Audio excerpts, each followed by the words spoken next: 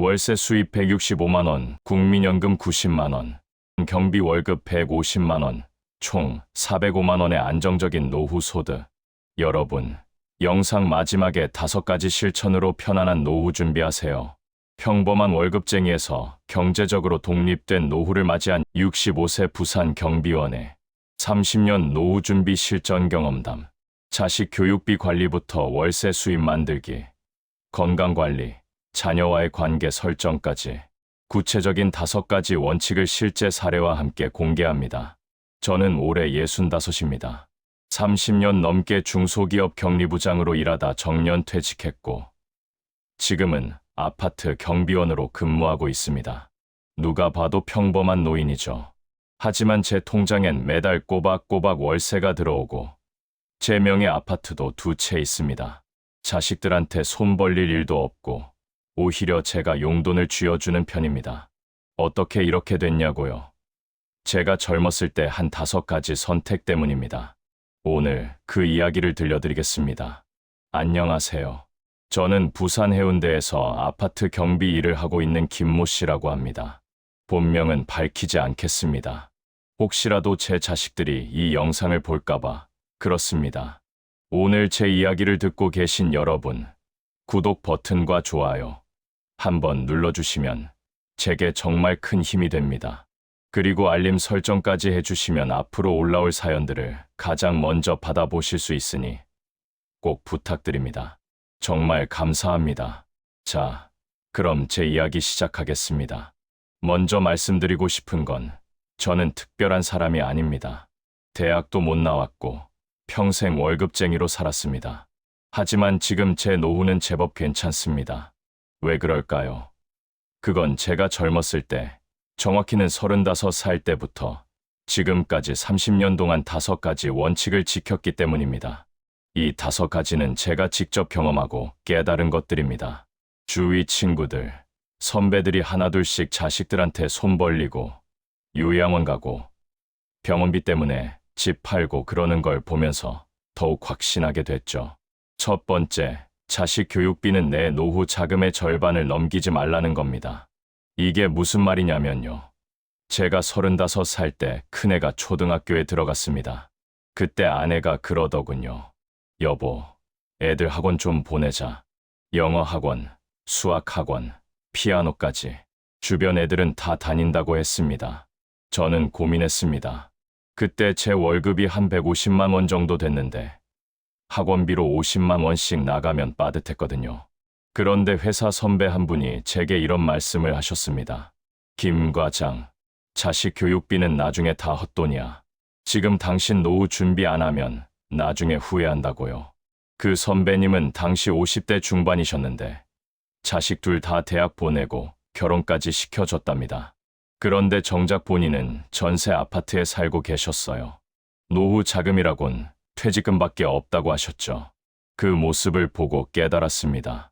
아, 나도 저렇게 되겠구나. 그래서 결심했습니다. 자식 교육비는 내 수입의 30%까지만 쓰자고요. 나머지는 무조건 저축하고 투자하자고요. 아내는 처음엔 반대했습니다. 다른 집 애들은 다 학원 다니는데 우리 애들만 안 보내냐고요. 하지만 저는 단호했습니다. 공부는 학원이 다가 아니라고, 도서관도 있고 인터넷 강의도 있다고 설득했죠. 물론 쉽지 않았습니다. 아이들이 학원 가고 싶다고 조를 때마다 가슴이 아팠습니다. 하지만 저는 버텼습니다. 그 대신 주말마다 아이들과 도서관에 갔습니다. 함께 책을 읽고 숙제를 도와주고 궁금한 건 같이 찾아보며 공부했죠. 돈은 안 들었지만 시간은 많이 들었습니다. 덕분에 아이들과의 관계는 더 돈독해졌고요. 결과는 어땠냐고요? 큰애는 지방국립대를 나왔고 작은애는 전문대를 졸업했습니다. 서울대는 아니지만 지금 둘 다 멀쩡히 직장 다니며 살고 있습니다. 그리고 제가 아꼈던 그 돈은 지금 제 노후 자금의 밑바탕이 됐습니다. 제 친구 중에 강만수라고 있습니다. 저보다 2살 위인데 자식 교육에 올인했던 사람이죠. 서울로 유학 보내고 미국 어학연수까지 보냈습니다. 그러느라 빚까지 졌어요. 결과는요? 아들은 서울대 나와서 대기업 다니고 있습니다. 그런데 강영은 지금 어떻게 사느냐면요. 월세 원룸에서 혼자 살고 있습니다. 아들한테 손 벌리기 싫어서 택배 일을 하고 계세요. 67살에요. 가끔 만나면 후회한다고 그러더군요. 아들 서울대 보낸 게 뭐가 그리 대단하냐고.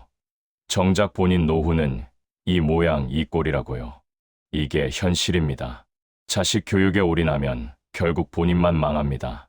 그래서 제 첫 번째 조언은 이겁니다. 자식 교육비는 철저하게 계산하세요. 내 노후 자금을 먼저 확보하고 남는 돈으로 교육비를 쓰는 겁니다. 순서가 바뀌면 안 됩니다. 노후 자금이 우선이에요. 자식들은 나중에 알아서 큽니다. 하지만 당신 노후는 아무도 책임져 주지 않습니다. 이걸 꼭 기억하세요. 두 번째, 자식 결혼 자금을 미리 정해두라는 겁니다. 이것도 제가 직접 겪은 일입니다.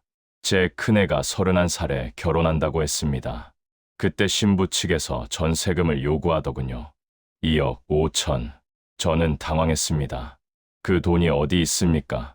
하지만 아내는 남들 다 해주는데 우리만 안 해주면 어떡하냐고 했습니다. 주변 친구들도 비슷한 얘기를 하더군요. 요즘 결혼하는데 전세금은 기본이라고요. 그런데 저는 이미 결심해둔 게 있었습니다. 자식 결혼 자금은 5천만 원까지만 지원한다고요. 그 이상은 절대 안 된다고요. 왜 그랬냐면요. 제 형님이 큰돈 들여 아들 결혼시켜줬다가 나중에 이혼하는 바람에 그 돈 다 날려버린 걸 봤거든요. 3억을 들여 아파트 사줬는데 이혼하면서 며느리가 반을 가져갔답니다. 형님은 그 충격으로 병까지 얻으셨어요. 그 모습을 보고 깨달았습니다. 자식 결혼 자금을 무리하게 대주면 안 되겠구나. 그래서 저는 큰애한테 이렇게 말했습니다. 아빠가 줄 수 있는 건 5천까지다. 그 이상은 내가 알아서 준비해라. 처음엔 섭섭해하더군요. 하지만 저는 단호했습니다. 대신 조건을 하나 달았습니다. 이 5천은 나중에 갚지 않아도 된다고요. 그냥 주는 거라고요. 큰애는 결국 받아들였습니다. 부족한 돈은 본인들이 대출받아서 해결했고요. 지금은 오히려 그게 잘 됐다고 합니다. 본인들이 번 돈으로 사는 집이니까 애착도 더 가고 책임감도 생긴다고 하더군요. 작은애 때도 마찬가지였습니다. 똑같이 5천만 원만 지원했습니다. 아내는 작은애한테는 좀 더 해주자고 했지만 저는 거절했습니다. 공평해야 한다고요. 큰애한테 5천 줬으면 작은애도 5천이라고요. 그랬더니 나중에 형제간에 불화가 생기지 않더군요. 둘 다 똑같이 받았으니까요. 주변을 보면 자식들 결혼 자금 때문에 집 팔고 빚 내고 그러다가 노후 파탄 나는 사람들 정말 많습니다. 특히 딸 시집 보낼 때 혼수며 예물이며 다 해주려고 무리하는 분들 계시죠. 그러지 마세요. 자식들 행복은 돈으로 사는 게 아닙니다. 제 조카가 작년에 결혼했는데 제 동생 부부가 2억을 들여 아파트를 사줬답니다. 그런데 1년도 안 돼서 문제가 생겼어요. 며느리가 시댁에 이것저것 요구하기 시작한 겁니다. 차도 바꿔달라, 가구도 바꿔달라. 동생은 이제 줄 게 없다고 했더니 며느리가 서운해하더랍니다. 결국 집안 분위기가 영 안 좋아졌어요. 이게 뭡니까? 처음부터 선을 긋지 않으면 이렇게 됩니다. 그래서 제 두 번째 조언은 이겁니다. 자식 결혼 자금은 미리 정해두세요. 그리고 그 금액을 절대 넘기지 마세요. 부족하면 자식들이 알아서 해결하게 두는 겁니다. 그게 오히려 자식들한테도 좋습니다. 스스로 책임지는 법을 배우게 되니까요. 당신 노후 자금을 털어서 자식 결혼 자금 대주는 건 어리석은 짓입니다. 절대 그러지 마세요. 세 번째, 60 전에 월세 수입을 만들어라는 겁니다. 이게 제가 가장 잘한 선택입니다. 저는 45살 때 처음으로 투자를 시작했습니다. 그때까지 모은 돈이 한 8천만 원 정도 됐는데 그걸로 부산 외곽에 있는 다세대 주택을 하나 샀습니다. 전세가 6천이었는데 2천을 보태서 매입한 거죠. 주변에선 다들 말렸습니다. 그 돈으로 아파트 사라고, 다세대는 나중에 팔기도 힘들다고요. 하지만 저는 계획이 있었습니다. 전세를 끼고 사면 당장 목돈이 덜 들어가고 몇 년 후 전세를 월세로 전환하면 월 수입이 생기는 거였죠. 그렇게 5년을 기다렸습니다. 전세 계약이 끝날 때쯤 저는 세입자에게 제안했습니다. 월세로 전환하면 보증금을 3천으로 낮춰드리겠다고요. 대신 월세는 45만 원 받겠다고요. 세입자는 흔쾌히 수락했습니다. 그때부터 제게 매달 45만 원씩 월세가 들어오기 시작했습니다. 그 돈을 또 모았습니다. 한 푼도 안 쓰고 통장에 그냥 쌓아뒀죠. 그렇게 3년을 모으니까 1,600만 원이 됐습니다. 거기에 제가 따로 모은 돈을 보태서 52살 때 또 다른 다세대 주택을 하나 더 샀습니다. 이번에도 전세를 끼고 샀고요. 그렇게 또 몇 년을 기다렸다가 월세로 전환했습니다. 이번엔 월 50만 원을 받게 됐죠. 이제 제게는 매달 95만 원의 월세 수입이 생긴 겁니다. 그 돈으로 뭘 했냐고요? 또 모았습니다. 정말 한 푼도 안 썼어요. 58살 때 세 번째 부동산을 매입했습니다. 이번에는 작은 상가였습니다. 역시 전세를 끼고 샀고 61살 때 월세로 전환했습니다. 월 70만 원을 받게 됐죠. 지금 제게는 매달 165만 원의 월세 수입이 있습니다. 이게 제 노후의 기둥입니다. 국민연금이 한 90만 원 나오니까 합치면 250만 원이 넘습니다. 경비 월급이 150 정도 되니까 총 수입이 400만 원입니다. 65 노인한테 이 정도면 괜찮지 않습니까? 제 고등학교 동기 중에 이 과장이라고 있습니다. 대기업 다니다가 60에 퇴직했는데 퇴직금으로 3억을 받았답니다. 그 돈을 은행에 예금했대요. 이자가 얼마냐고 물어봤더니 한 달에 70만 원 정도 나온다고 하더군요. 저는 속으로 웃었습니다.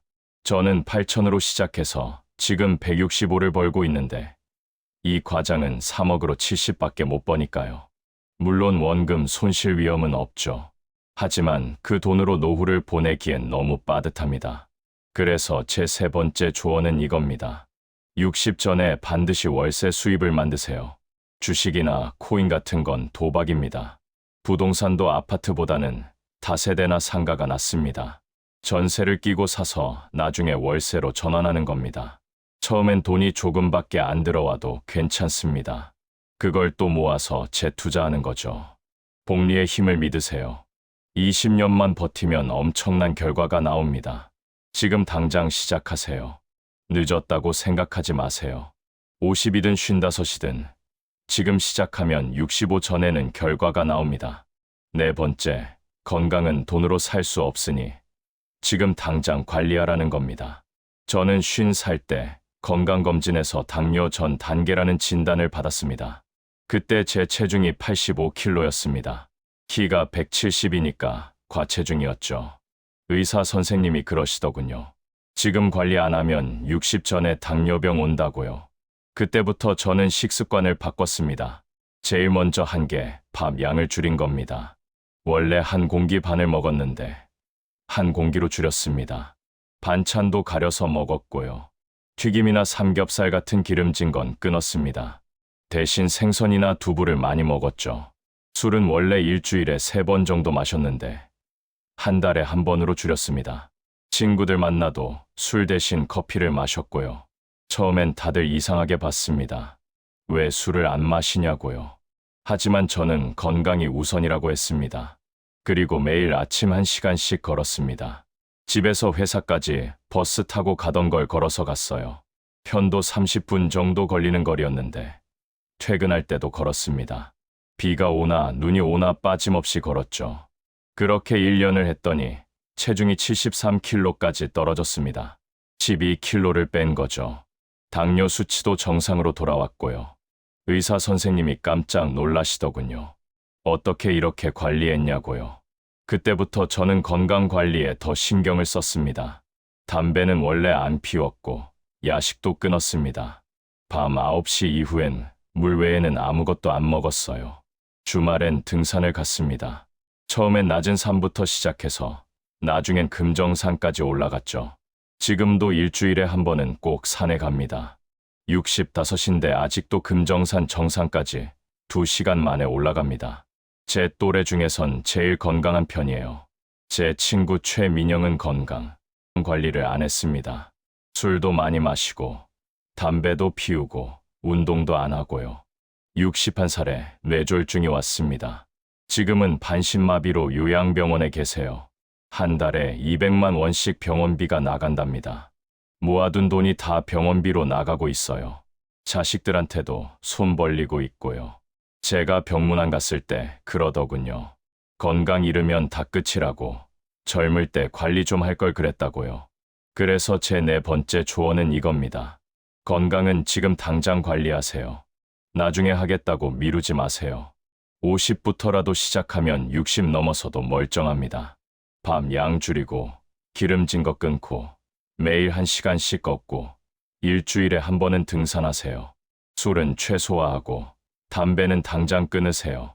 돈 안 들고 할 수 있는 게 건강관리입니다. 병원비 200만 원씩 내느니 지금 운동화 하나 사서 걷는 게 100배 낫습니다. 다섯 번째, 자식과의 거리를 유지하라는 겁니다. 이게 제일 중요합니다. 저는 정년 퇴직하고 나서 딱 한 달 동안 큰애 집에서 살았습니다. 큰애가 그러더군요. 아빠, 우리 집에서 같이 살자고요. 처음엔 좋았습니다. 손주들도 보고 며느리가 해주는 밥도 먹고요.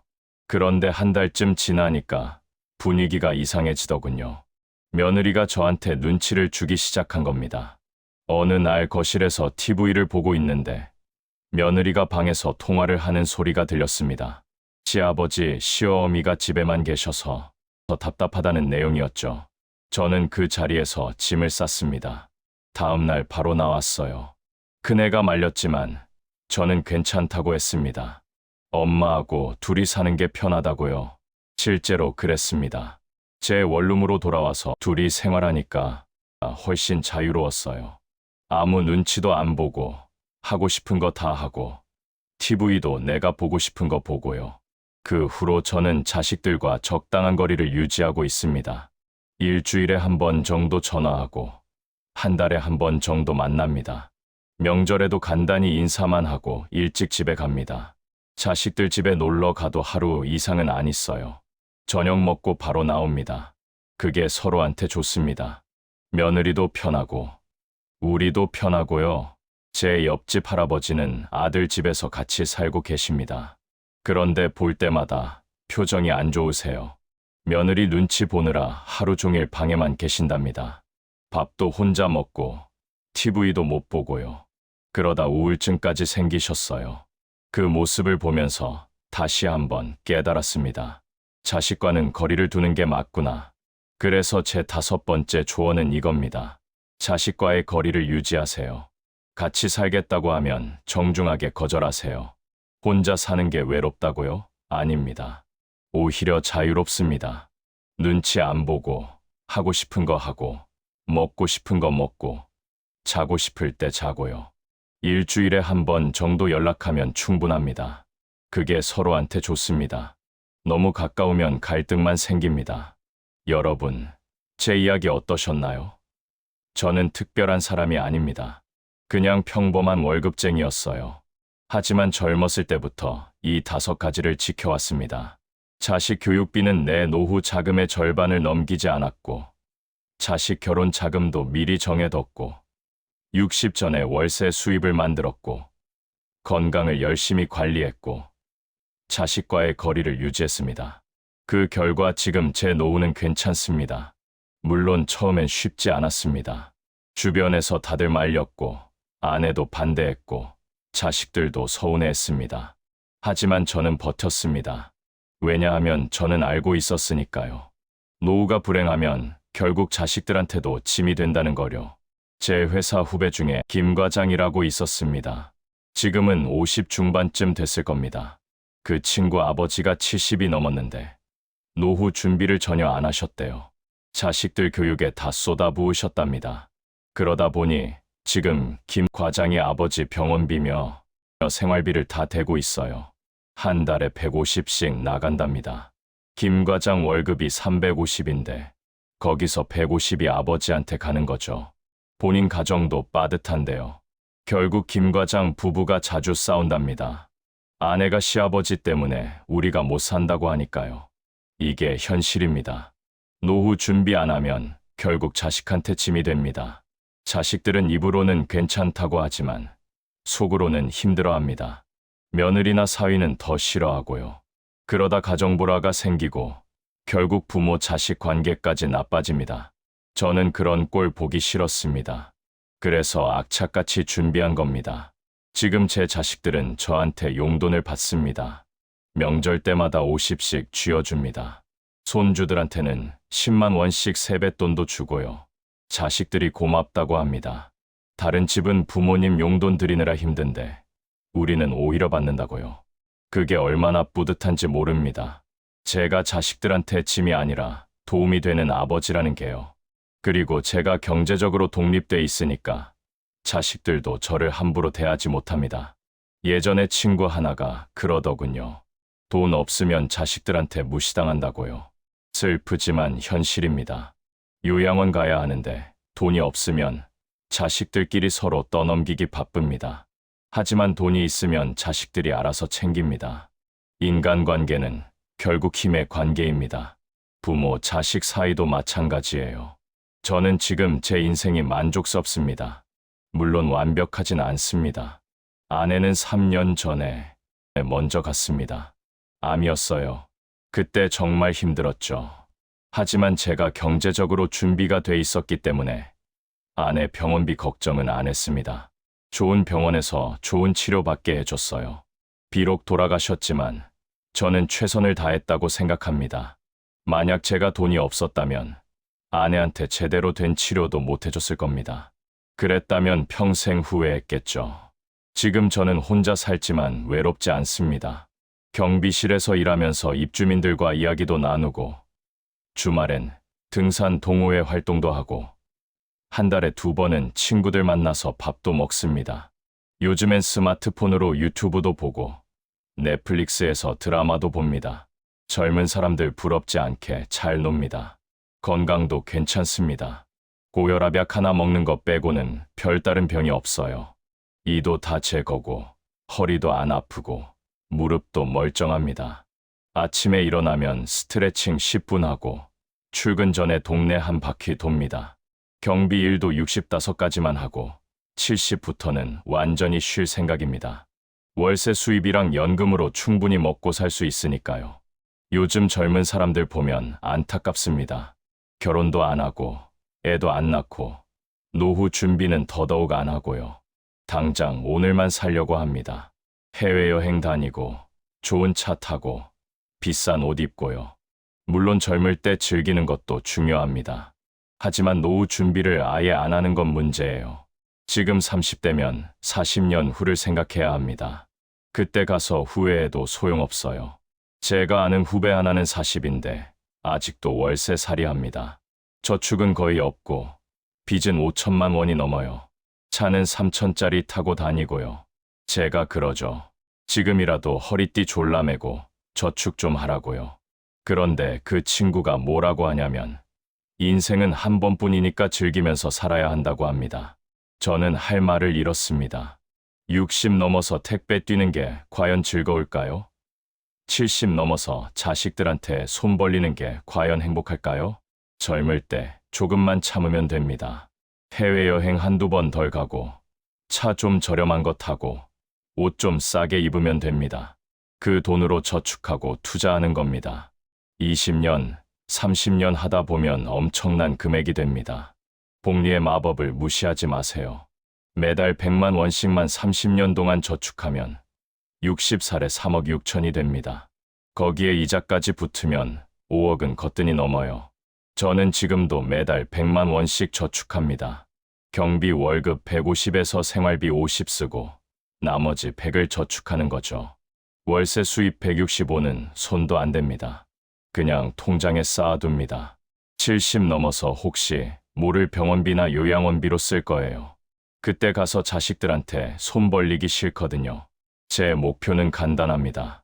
80까지 건강하게 살다가 어느 날 자다가 편하게 가는 겁니다. 자식들한테 짐 안 되고 병원에서 오래 고생하지도 않고요. 그러려면 지금부터 건강관리 열심히 하고 돈도 잘 모아야 합니다. 그게 제 철학입니다. 가끔 손주들이 놀러 옵니다. 그럴 때 제일 행복합니다. 할아버지라고 따르면서 좋아하는 모습 보면 눈물이 날 것 같아요.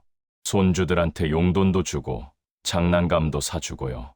제가 경제적으로 여유가 있으니까 이런 것도 할 수 있는 겁니다. 만약 제가 가난했다면 손주들도 할아버지 만나기 싫어했겠죠. 그리고 자식들이 가끔 저한테 상담을 합니다. 아빠, 지금 집 사도 될까요? 아빠, 이 보험 들어도 될까요? 그럴 때 제 경험을 바탕으로 조언해 줍니다. 자식들도 제 말을 귀담아 듣습니다. 제가 실제로 성공한 사람이니까요. 입으로만 떠드는 게 아니라 제 인생으로 증명했으니까요. 요즘 젊은 부모들 보면 옛날 저랑 똑같습니다. 자식 교육에 올인하고 학원비로 수백씩 쓰고요. 그러다가 정작 본인 노후는 준비 못합니다. 그 꼴 보기 싫어서 가끔 충고해 줍니다.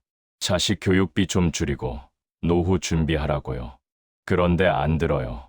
다들 우리 애만큼은 서울대 보내야 한다고 생각합니다. 그래서 저는 이제 말 안 합니다. 본인이 나중에 후회할 테니까요. 통계를 보니까 한국 노인 빈곤율이 40%가 넘는답니다. 거의 절반이 가난하게 산다는 거죠. 왜 그럴까요? 노후 준비를 안 했기 때문입니다. 자식 교육에 다 쏟아부었기 때문입니다. 그러고는 자식들이 효도할 거라고 기대합니다. 하지만 현실은 다릅니다.